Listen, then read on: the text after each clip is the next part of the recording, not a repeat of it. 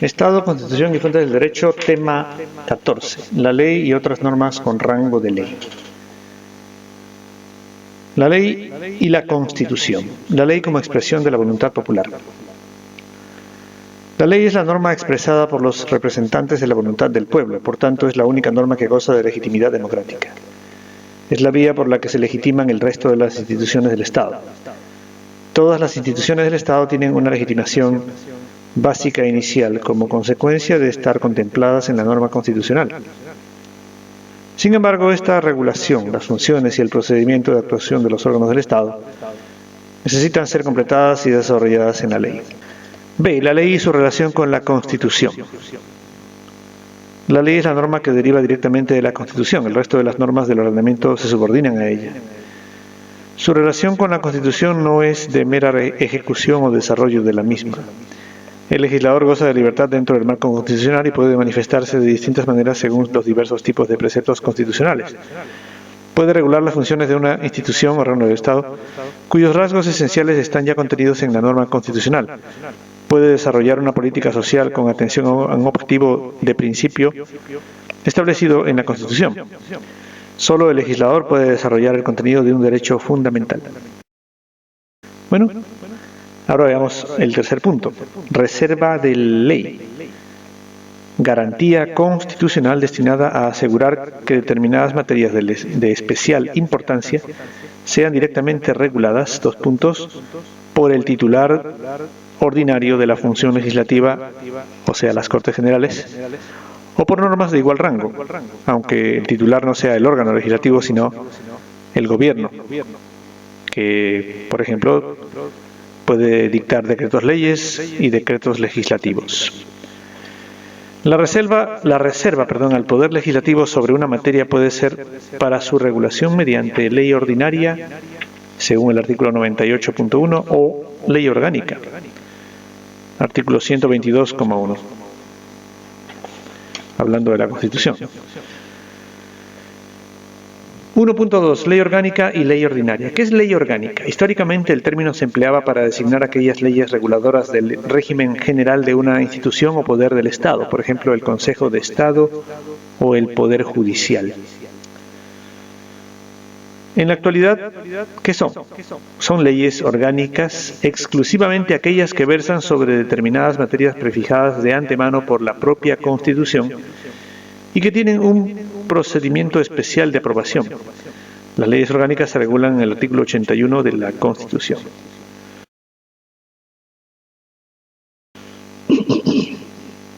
Ahora, hay dos ámbitos: el ámbito material y el ámbito formal. El ámbito material se ve en el artículo 81.1. Se reserva a la regulación mediante ley orgánica los derechos fundamentales y libertades públicas. Sección primera del capítulo 2 del título 1. Los estatutos de autonomía, aunque el texto ha tenido que ser previamente aprobado por el Parlamento Autonómico. El régimen electoral general, referido no solo a las elecciones generales, sino también a las autonómicas y municipales. Y las demás materias previstas en la Constitución, por ejemplo en el artículo 87.3, iniciativa legislativa popular. Otros caracteres distintivos desde la perspectiva material son que las materias reservadas a la ley orgánica son excluidas de regulación mediante ley ordinaria. Y las materias reservadas a la ley orgánica no pueden ser reguladas mediante decreto ley o decreto legislativo. ¿Ok? Eso es muy importante.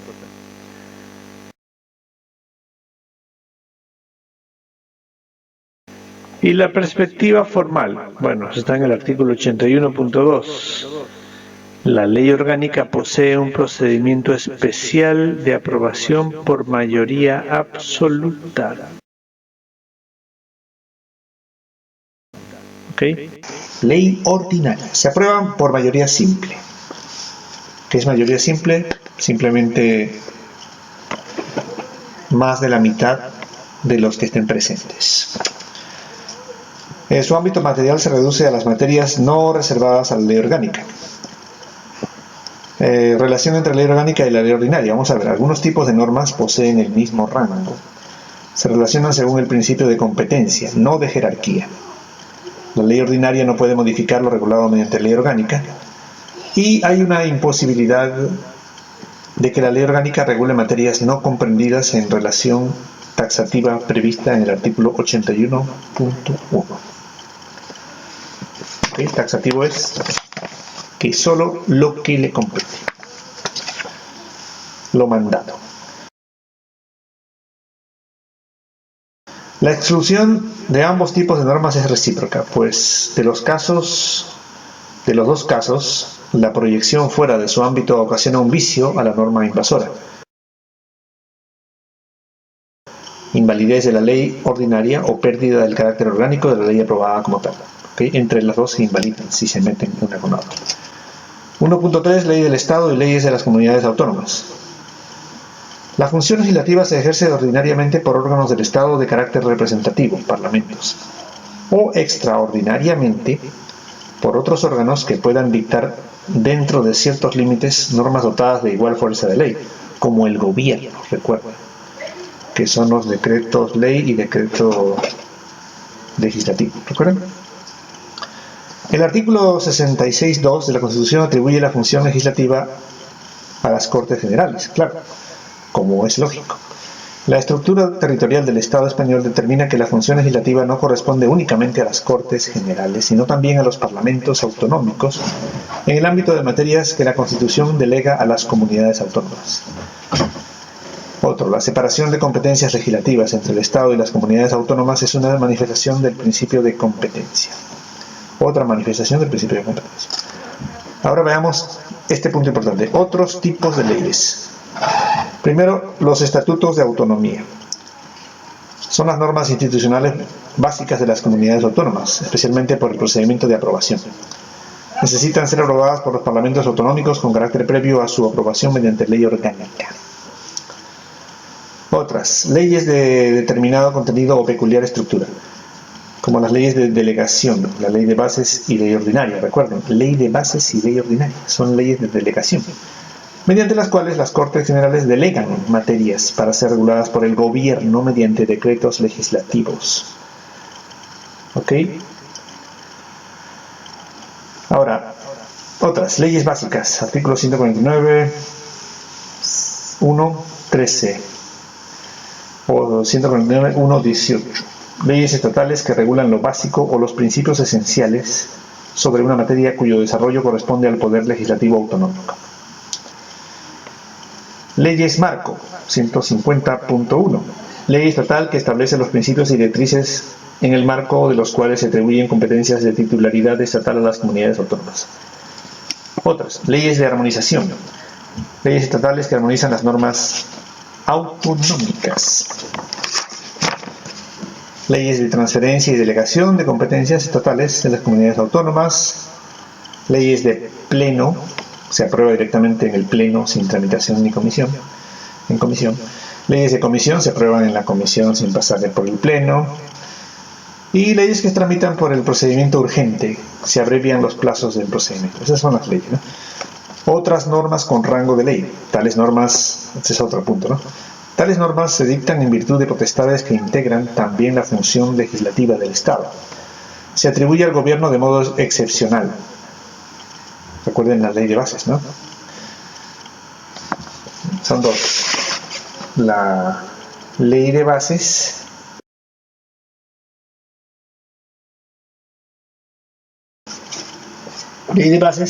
y ley ordinaria. Mediante esos dos puntos. A ver, vamos a ver. El carácter extraordinario de este tipo de normas no significa que se trate de algo insólito o que su uso deba ser excepcional. ¿Ok? Significa que el ejercicio extraordinario de la función legislativa se rodea de controles parlamentarios para evitar que dicha colaboración se subvierta en mecanismo habitual de legislar.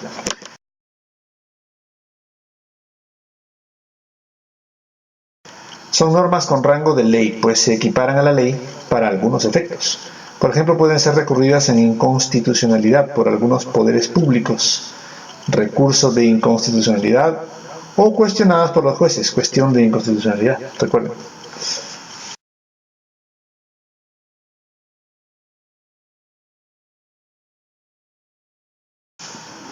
Vamos a ver, ¿qué normas con rango de ley hay? Bueno, el decreto legislativo.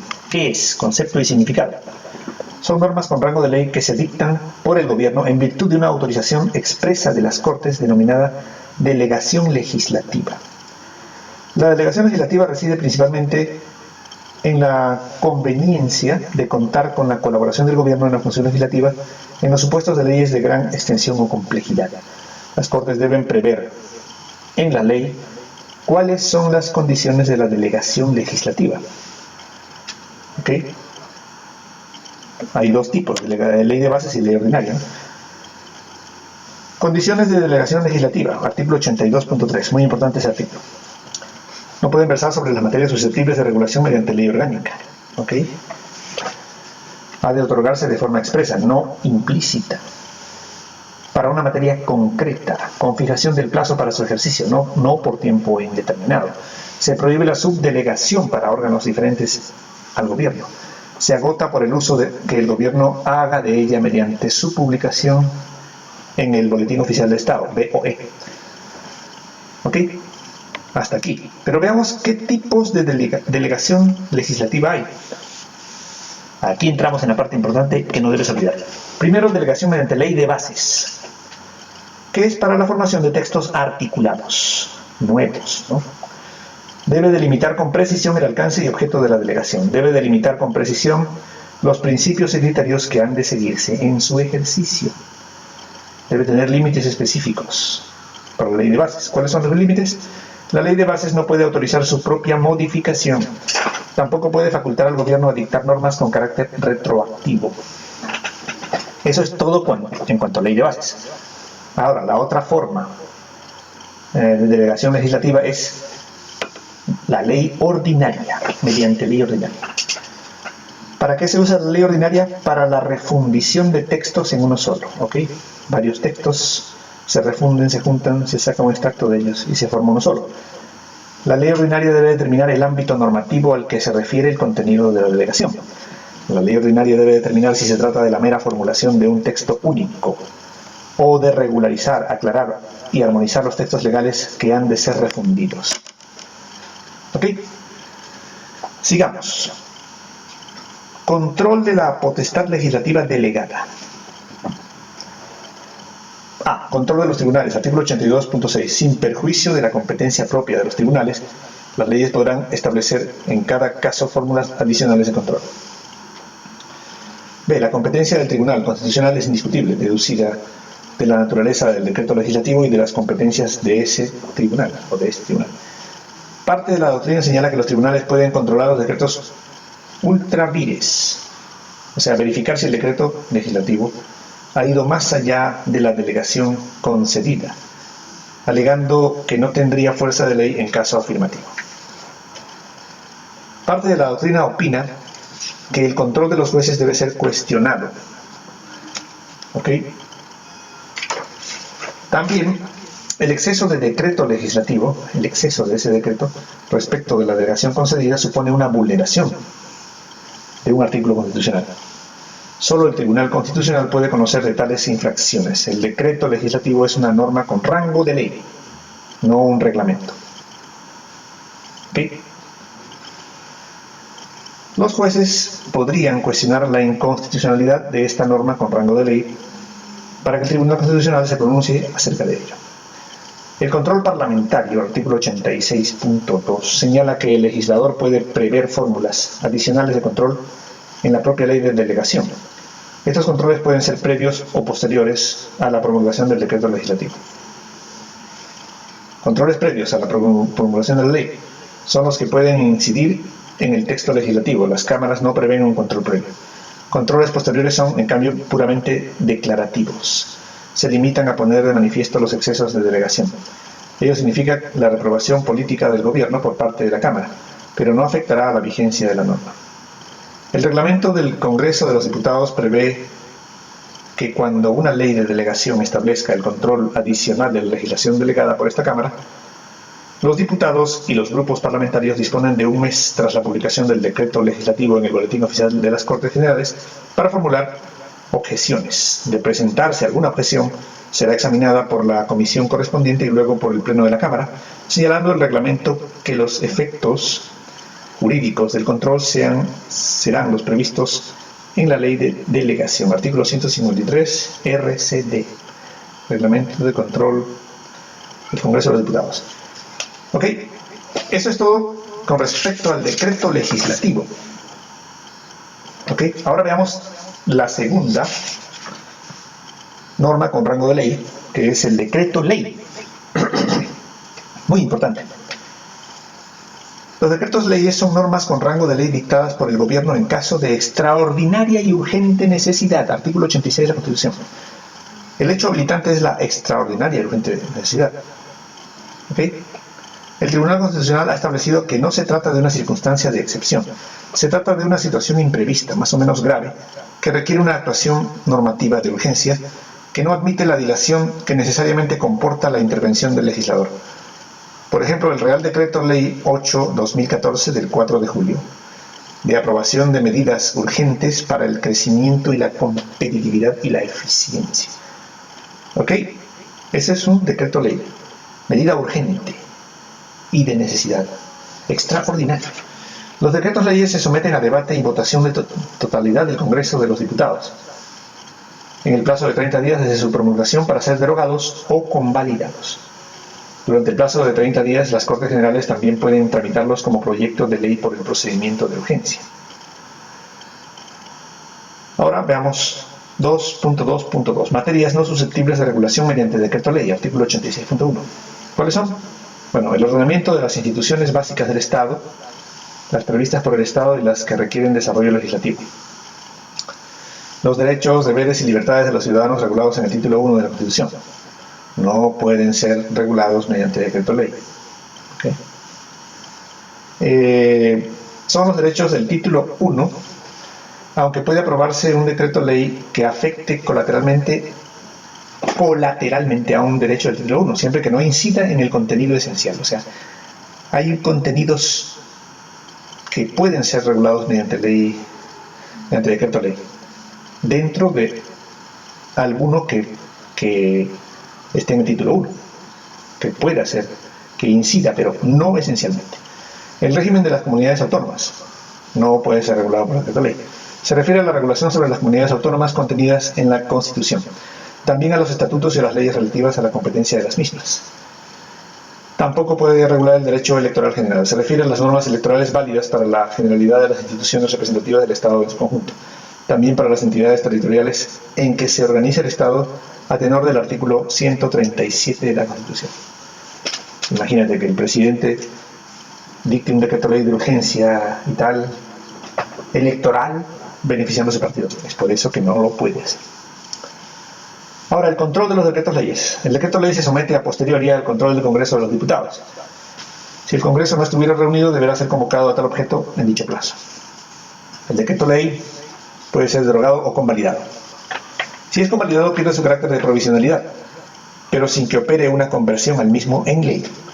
Si es derogado, se plantea el problema de los efectos producidos por el decreto ley durante el breve periodo que estuvo en vigor.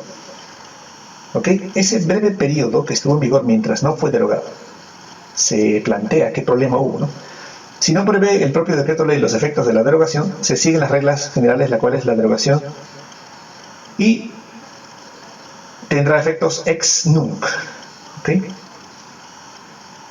Esas reglas, ex nunc, desde el momento de la derogación, pues los efectos producidos durante el periodo de vigencia serán plenamente válidos.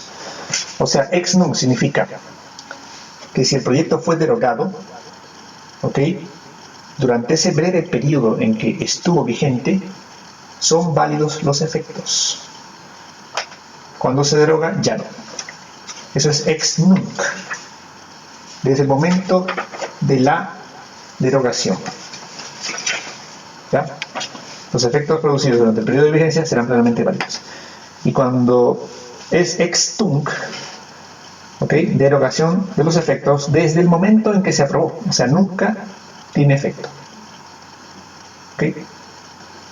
Derogación de todos los efectos, ese es ex tunc. La decisión sobre la convalidación o derogación por el Congreso de los Diputados, de un lado, y la tramitación del decreto ley como proyecto de ley por las Cortes Generales no son actuaciones alternativas, sino simultáneas. El control jurisdiccional debe limitarse al contenido del decreto ley y al respecto al procedimiento de aprobación previsto en la Constitución. Esta tarea corresponde al Tribunal Constitucional. ¿Ok? Estúdialo porque esto viene en el examen.